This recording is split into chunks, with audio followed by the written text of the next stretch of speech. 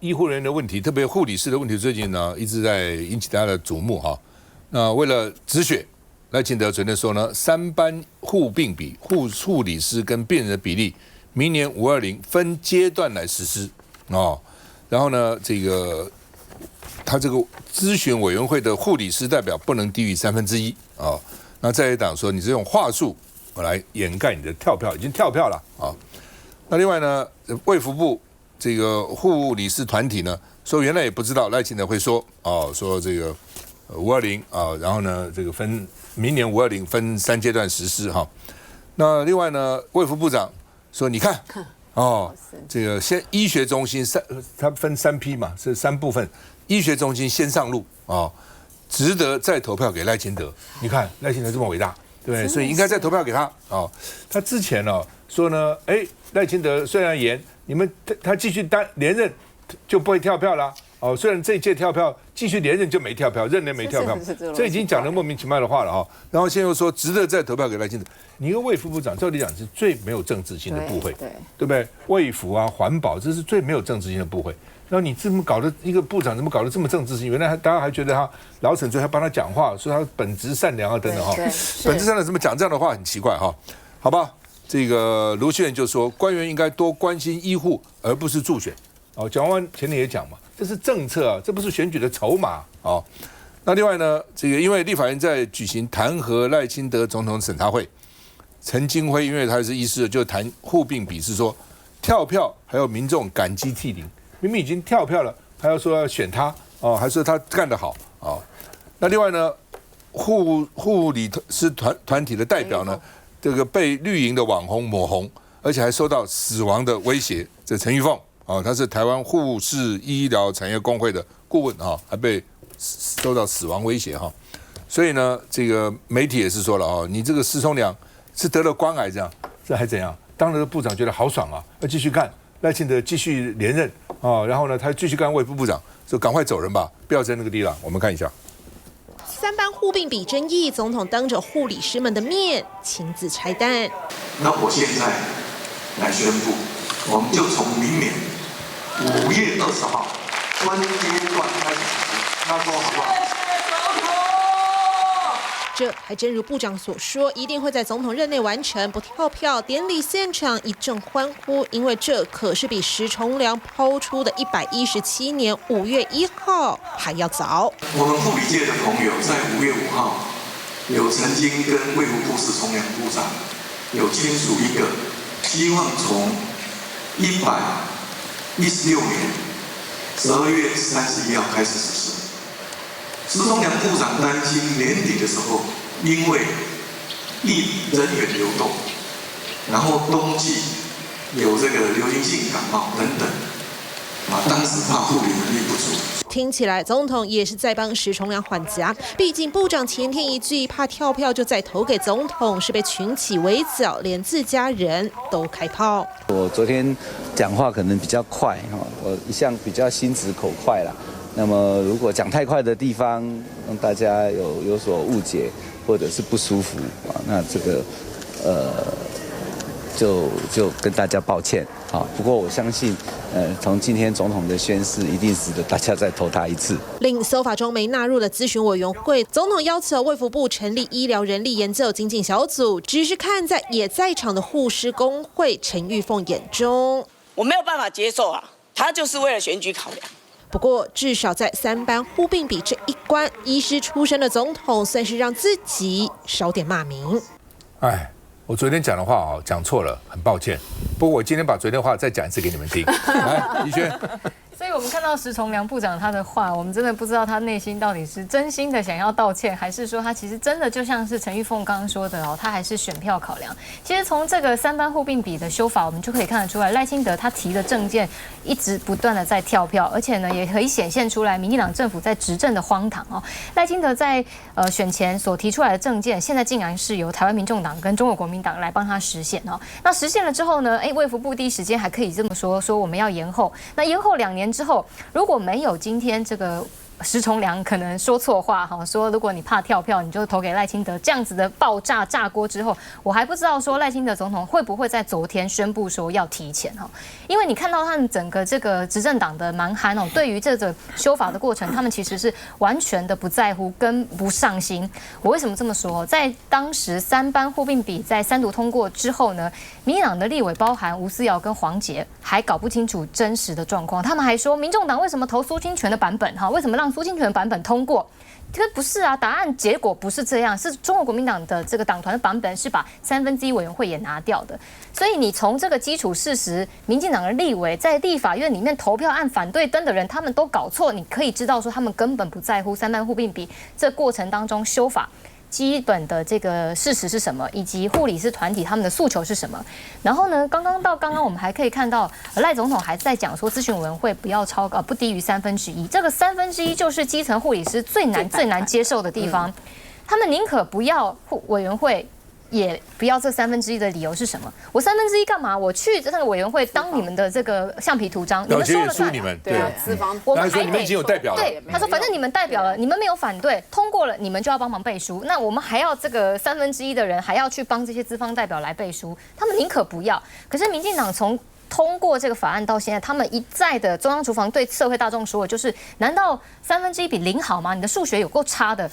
這個不是數學問題哈，這個一再的跟大家強調，就是勞動權益的問題。所以你可以看得出來說，即便今天賴總統說要提前來實施，分階段實施，我們還是看不出來他分階段要怎麼分階段，然後一樣在講1/3。我不相信這個政府到現在他會好好的在做這件事情哈，這也凸顯了說哈，他們真的沒有想要好好的來對待基層的護理師。因為3階段他並沒有講細節啦，對，比如現在19萬多護理師嘛，是說6萬，這是一種3階段嘛，對不對？也可以說10萬哦，然後呢6萬哦，3萬，也可以1萬哦，2萬，然後呢10幾萬，你到底3階段什麼意思？哦，這講不清楚。來，維傑。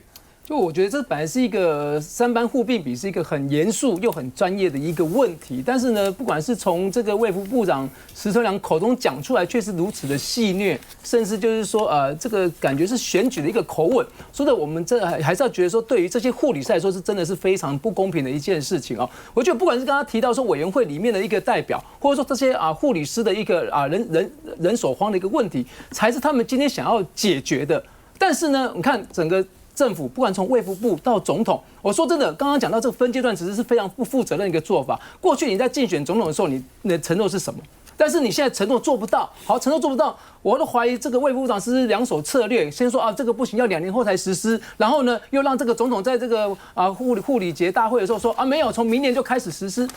一個這麼嚴肅的政策，居然可以如此的反覆。衛福部是有一種版本，然後呢總統宣布是一種版本，那到底我說真的那？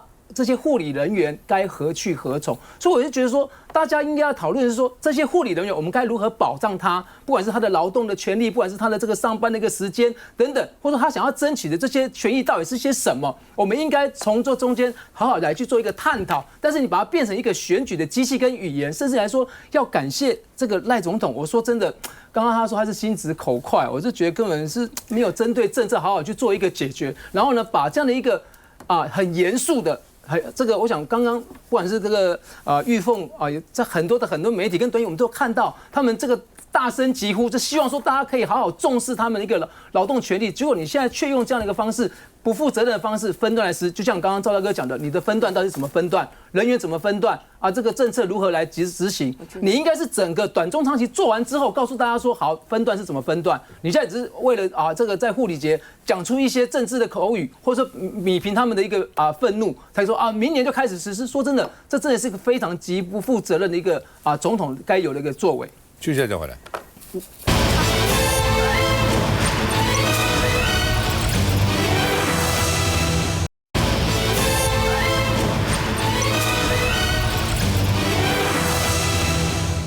好，政府現在不知道為什麼這個閒得無聊沒事幹要改 logo 哦，部會它有一個他自己的那個的 logo 標誌了哈，經濟部要改，監察院要改，然後呢這個產業發展署改，商業發展署改，然後呢這個能源署改啊，國際貿易署改，台電改哦，那麼改來改去，這些東西我看也看不出有什麼道理啊。它好在什麼地方哈？藝術。那對了，藝術，好吧。葉元之說都是聂永真在操刀，而且3個部會的標案通通是同一個人。聂永真是不錯了哦，也得了獎了等等哈。那問題是中華民國台灣只有他嗎？那其他人都不行嗎？哦，就很奇怪嘛，為什麼都是他呢？哦，再加上呢，大罷免的時候，他好像站在支持大罷免那一方，所以大家更覺得說，哦，這是不是政治酬庸？難免會這樣想嘛哈。那另外呢，那你們找一個這個當時是反對大罷免的設計師，看他到底得了政府什麼標案，來對比一下。我說他也得了很多啊，他說他都沒有，只有支持大罷免的得，那就很奇怪啊。那這跟政治有沒有關係呢？啊，說反正都是聂永真操刀啊。那而且呢，他有一個台灣設計研究院，都藏在這裡面啊。那另外呢，這個聂永真也不甘示弱，自嘲反擊。他說呢，這個合法的飯真香哦。然後他說呢，這個就羅智強說為什麼香哦？你看他這邊講哈，他特別這字很小了哈。他說呢，還真的是合法的飯，而且呢還做得很好啊。意思是說他是合法得標啊，所以他也不是偷雞摸狗貪污來的啊，所以這個飯很香啊，我吃得心安理得啊，怎樣？對不對？你們沒有本事啊！哦，那羅智強說什麼合法？這不合法的，背信圖利貪污啊！那另外呢，這個也有這個網紅啊，網紅說奇怪啊，哦，他舉一個例子，他說國立西洋美術館日本，他這個 logo 做成這樣，看到沒？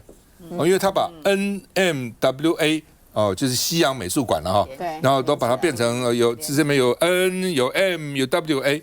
那台中市立美術館呢，它跟這個你看像不像？也很像啊。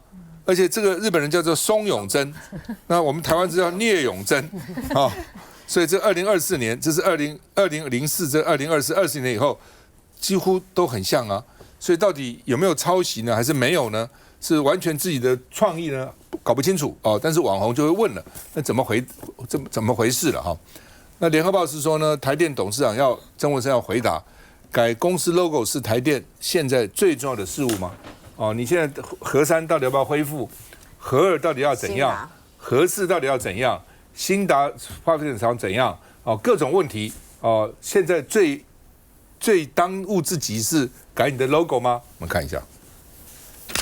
面對近100萬 logo 爭議，聂永真再發文自嘲，寫下得了便宜還賣乖，合法的飯真香。因為除了台電監察院 logo 也都是他所設計，讓聂永真強調真的是合法的飯，而且都做得很好。但這些話有人可不能同意。在網絡上有一個成語叫做躡手躡腳哦，本部長他突然講說呢，這就好像換了一個公司就會換 logo， 這就會換民進黨這個公司，所以要換 logo。我對於設計，我認為還是回歸他專業嘛。其實跟政治也好，跟這個企業做得好不好，我覺得是兩回事。儘管文化部長都幫忙說話，但粉專在爆料，聂永真還承包經濟部底下5個改組署的 logo， 只是監察院跟這幾案得標的都不是聂永真的公司，而是台灣設計研究院。更說這個單位2020年以來投了101個政府標案，中標98件，幾率將近100%。從雙方的過去貼文也發現，不止台灣設計研究院的 logo 是聂永真所設計，更似乎經常合作，研究院也常轉發聂永真的設計宣傳。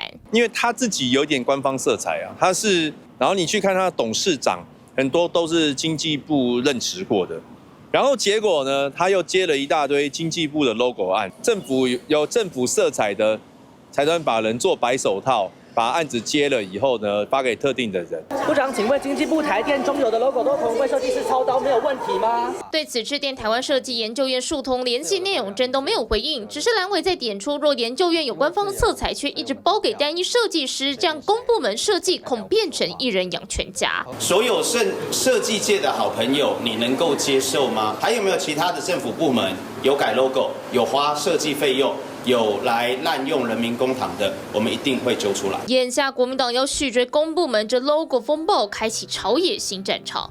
來，文君。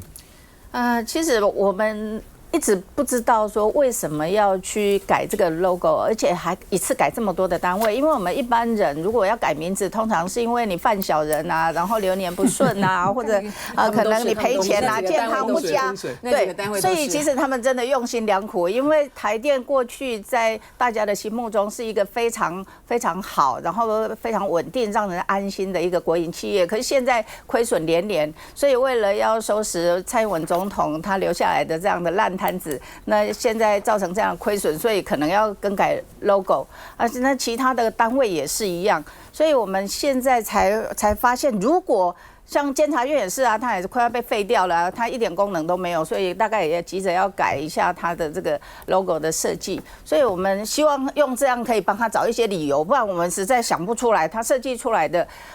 大家都說設計見仁見智，可是當你都是一致化的這種視覺效果，好像也沒有特殊的這樣子的一個形象的展現。我們不覺得說政府要編這麼多錢，花這麼多錢去做這樣的事情，因為它有更多的是應該要去解決的，可是他現在完全都沒有去面對。如果這些理由都不是，我們現在只能看到的就是說纯粹就是分贓，因為其實大家都不想把政治牽扯上去。可是光是一個台灣設計研究院，它就可以拿到25億的這樣子的一個金額的標案，而且101案裡面，他就拿了98案。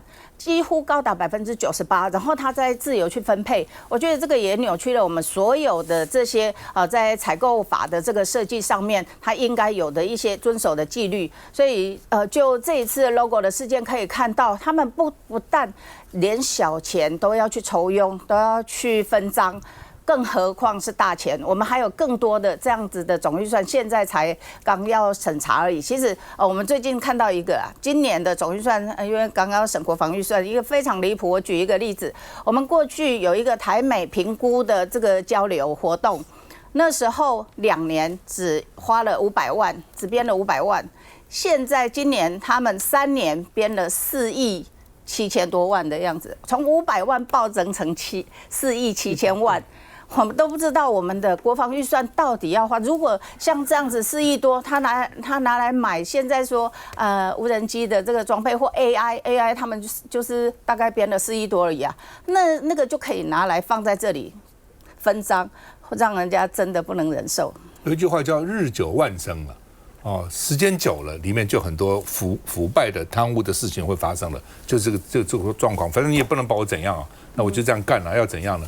只要順我者昌，逆我者亡啊！跟我站在一起的這個好康可以分啊，你們都跟我在一起吧。現在就是這樣，來這。其實聶永真他過去就誠如趙哥所提到，他的很多作品是得過國際大獎的，而且呢，他馬上拿出了周杰倫他前幾張非常賣座的專輯哦，都是找聶永真，所以在商業價值上面，他跟商業大家就是周杰倫覺得他很好，賣的也很好，彼此一拍即合沒有問題。可是今天我們所考慮到是我們政府的一個標案，所以為什麼大家會把台灣設計研究院特別拿出來講哦？我們先不管他的這個，就像大家說，對藝術產品是大家是見仁見智，我也不覺得改一個標或什麼包，搞不好他覺得那個標一改起來，那個稍微一個橫度不一樣，就像女生穿個白襯衫，搞不好有2萬塊，也有200塊的，好不好？那就是看個人的感受不一樣。同樣是白襯衫，這就是不一樣，所以我也不會在這個聶永真這個字體上面給他多多的琢磨。但是這個東西為什麼在這個台灣設計學院會被人家詬病的地方，就像過去文化部，他也曾經在很多地方裡面去分散他的這個獎勵金，可是大家會評審他獎勵金出來的這些人員或者他的一個作品，曾經有非常多很棒的作品，也曾經在那邊賣座的很好，可是他有很多補助的对象，那些對象後來又跟所謂的這個霸團團體，又跟非常多政治的團體掛鈎在一起，然後他的作品因為掛在一起，對你有一個先前的一個既便的刻板印象，再把你的作品又拿出來聽，又真的覺得這個作品實在是沒有辦法符合一般大家所認為的好聽。那因為已經發生過非常多這樣子的一個狀況，更不要說以前的文化總會，他也曾經是標了一個案子完之後，同樣是屬於政府的單位，裡面又發包給他裡面重要的執行者，需要額外的分公司，所以變成右手拿政府的錢，左手又弄出去，然後這些又是回到你自己的口袋當中。那這個在民進黨執政的時候，實在太多次這樣的一個狀況了，所以也難怪這一次的事件為什麼鬧得這麼樣的一個大，就是來自於因為大家已經有太多民進黨這種刻板印象，所以隨時一件事情情出來，會觸發大家過去，所以又遇到這次總預算的時候，我告訴你，這次總預算的時候，大家一定會盯緊幾個特別的一個部門，因為過去就因為這幾個部門曾經所審出來的東西，我們讓你過，然後呢，你所得出來的一個結果，反而是變成完全用以這個名號，然後來做不同的事件，特別是要一個政治的攻防，這對所以在場的立法委員來說，真的是非常非常的這個不能夠接受了。我觉得因为大家都聚焦放在討論聶永真啦，我以前也訪問聶永真，他的作品真的很不錯，而且呢非常的文青哦，剛好很符合現在的話呢，台灣最喜歡的那種小確幸啦、小清新啦這樣的一個美學。但關鍵不在聶永真，因為聶永真的話，一個98萬，一個96萬，後來發現原來不只是台電原來中油也有原來經濟部也有。重點是你改了名字之後，然後其他東西不用改嗎？大家不要忘記哦。當年陳水扁發起了一波去中化的改名，它最主要的包括那個時候什麼中油改成台灣中油，中華郵政改成台灣郵政，這個中船改成台船，最主要變的是接下來的一大堆比如文件啦、衣服啦、這個硬體的設備啦、信封啦，所有都變。你知道總共加起來要多少錢嗎？好幾億，10億。10億，所以接下來的商機是10億。好，所以今天聶永真敢說聶永真今天他出來說，他只不過他是標案而且他自己有這樣的一個實力，他只不過拿了兩個加起來可能200萬。那問題是接下來所有後面的東西誰去包？請問？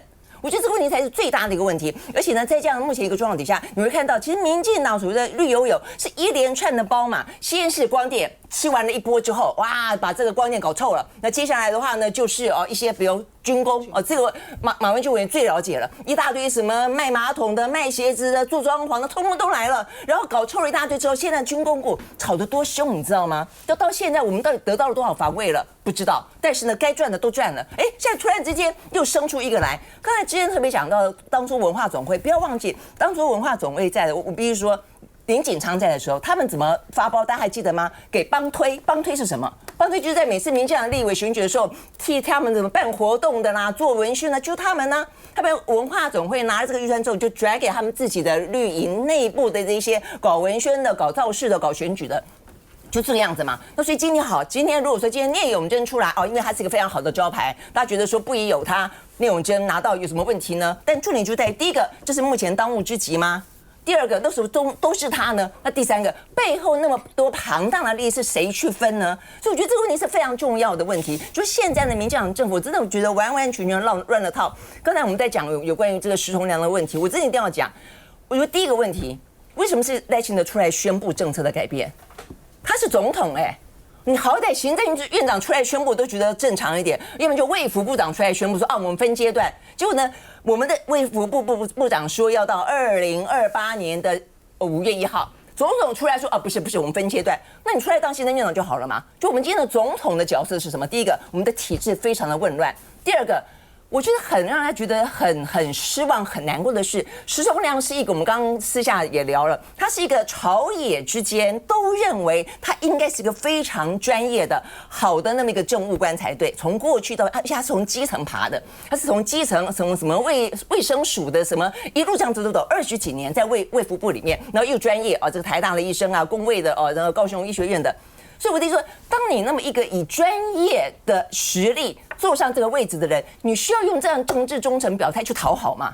我覺得你不是踐踏了所有這些所謂的做醫療做專業的嗎？就既然大家看你是因為你專業，所以我們讓你當部長，所以我們相信你。而且你出來搞的這個東西，表態再表態，表態再表態，道歉完了還可以說我還是覺得應該投票給這個賴清德，這什麼跟什麼啊？你就覺得說到底我不曉得石崇良到底腦袋出了什麼樣的問題？有這個必要嗎？真的有這個必要嗎？你說今天如果說是徐錫祥，就是那個檢察總長，大家覺得說，他資歷也不夠，也沒有什麼2審的判決的這個經驗，也沒有辦過大案子，他為了要這個討好這個當上皇帝，所以為了要做這個檢察總長，他可以講一大堆拍馬屁的話。那問題是，實際上不是啊。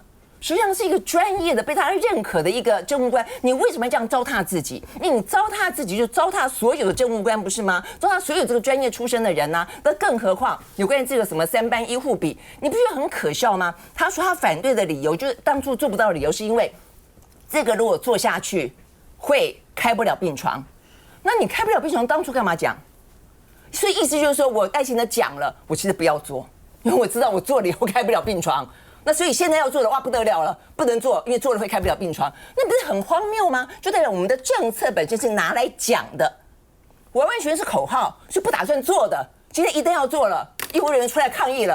哦，我沒想到他真的會抗議，哦，真的出來抗議了。我說不能做哦，因為做了後就會關病床，這什麼跟什麼？那如果你真的會關病床，那幹嘛當初賴清德做這樣的承諾呢？代表你這個承諾做不到嘛？所以你要不然就不應該承諾，要不然就應該要做到底才對啊。所以我覺得現在台灣的政壇真是一團亂。對他來說，他愛講該講的，那我們的政務官也因此而等而下之，需要這種地步嗎？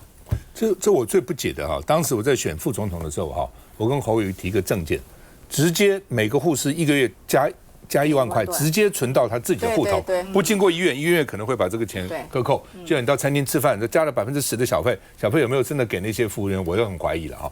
但不管，就直接沒有多少錢嘛，你19萬多1個月就是19億嘛。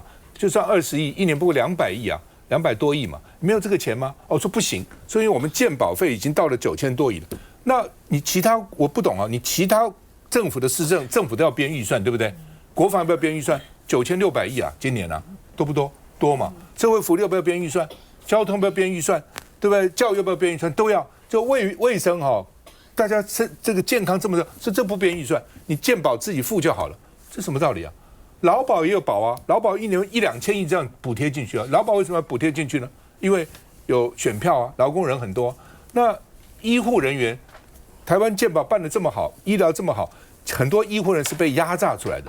那你政府就把它當成，除了你健保的收的錢以外，我另外再用預算補助一點，又怎樣呢？不是應該嗎？哦，因為有了健保，所以呢，所有的錢就你健保你們付哈，政府都不管了，這什麼道理啊？对，政府不能編預算嗎？你其他都可以編預算，為什麼健康不能編預算呢？我始終想不出來你們腦筋怎麼想的啊。需要再回來。